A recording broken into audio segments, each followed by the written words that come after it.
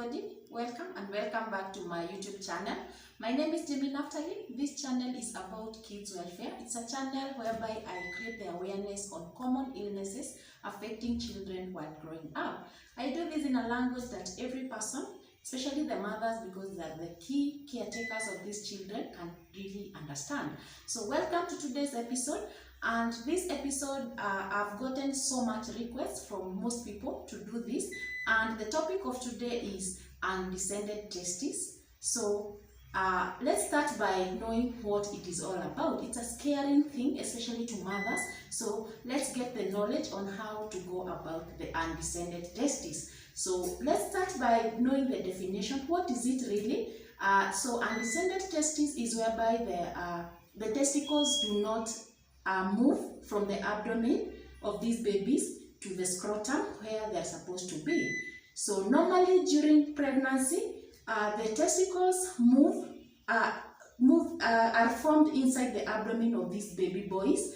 Then they slowly move through the inguinal canal to the scrotum. So this is normally what should happen, and this is before birth. So when this doesn't happen, now we have the undescended testes. So these testes are not there in the scrotum after birth.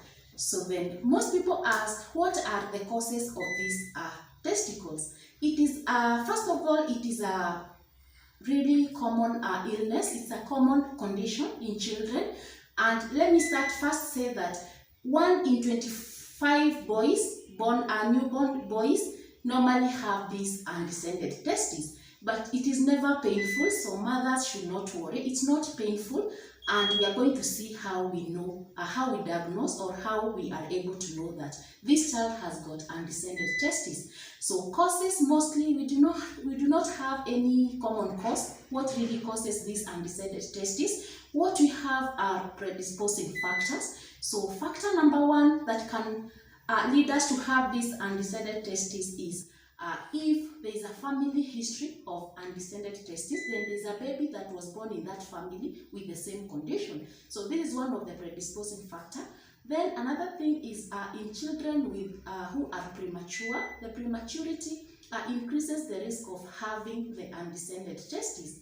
Then the third predisposing factor is low birth weight babies. So if a child has got low birth weight, most probably they might get these undescended testes. So this condition normally happens with one testicles. So, and when it is in one testicles, we call it unilateral cryptorchidism. So this is still another, I know it's a hard name to pronounce, but this is the same as undescended testis. So uni means one.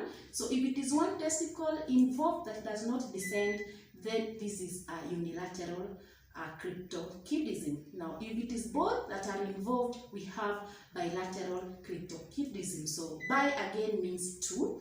So normally in most cases it's rare to find both testicles undescended. Mostly you find only one testicles that does not descend. So now, how do we diagnose? How are we able to say that we have an undescended testis? Normally it's through palpation. This is to us professional caregivers. When a baby is born, we should do a head-to-toe examination, physical exam, whereby we do the palpation. We palpate the testicles, and when we find that the scrotum is empty, we do not have these testicles. Now this is how we can diagnose. So normally it's through palpation. Then if the diagnosis is not, you're not so sure even after palpation, you can go ahead and do something we call laparoscopy, or even CT scans and even ultrasounds. So this one also can help to diagnose these undescended testes. Now, what is the treatment? How do we go about this treating these undescended testes? Normally, we do not have drugs. We do not have drugs to give for this condition. The only treatment is through surgery, and this surgery we call it orchidopexy. Yes, another difficult term to mention. We normally do orchidopexy. This is whereby now the testicles are manually moved down to the scrotum, so that this baby does not get very, very serious complications later in life. So how about this surgery? How safe is it? Because most mothers ask, and they are very they are very, very scared. So normally we say that we find that 90% have got good success rate. So you can see it's nothing to worry about. So mothers get reassured that there's nothing to worry. It's not such a major surgery. So everything comes to be good with a 90% success rate. So the prognosis is very, very good. Now, what are now the complications? We have two major complications, very serious ones.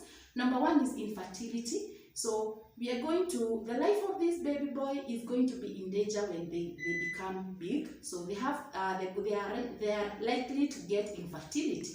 So we have to treat it as early as possible. Another second and very scary thing is they are at risk of getting now the testicular cancers, very unfortunate. So mothers, be very, very careful. That's why I appeal to all mothers that even if we do the palpations in hospitals, sometimes it can be missed out.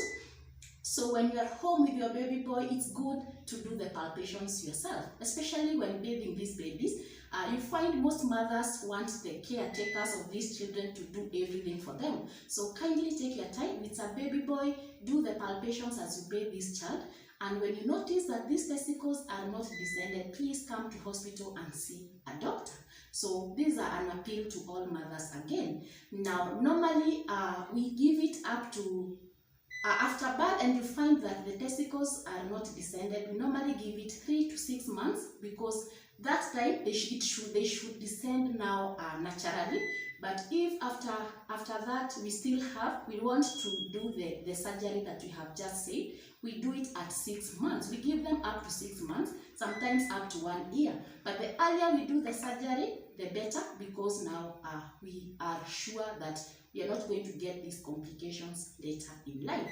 So that is it about now the undescended testis, otherwise called the cryptorchidism. So kindly, I hope this video has helped most people, especially the mothers. They come so scared with these questions. So I hope it is very, very clear. Feel free to go into the comment section. Comment what you think, any clarifications that you need. Go to the video. Also, at the end of the video, there's my email that is provided there. You can ask there also. So to those who had requested for this video, I hope now it's clear and now you have the knowledge. Thank you for staying tuned. If you have not subscribed, hit that red button. Subscribe to be part of this wonderful family. Also hit the notification bell so that you can be among the first people to know every time I post a new video here. If you are not a returning subscriber, thank you so much. You are a favorite person and you don't even know it yet. Thank you so much. Till next time. Bye bye.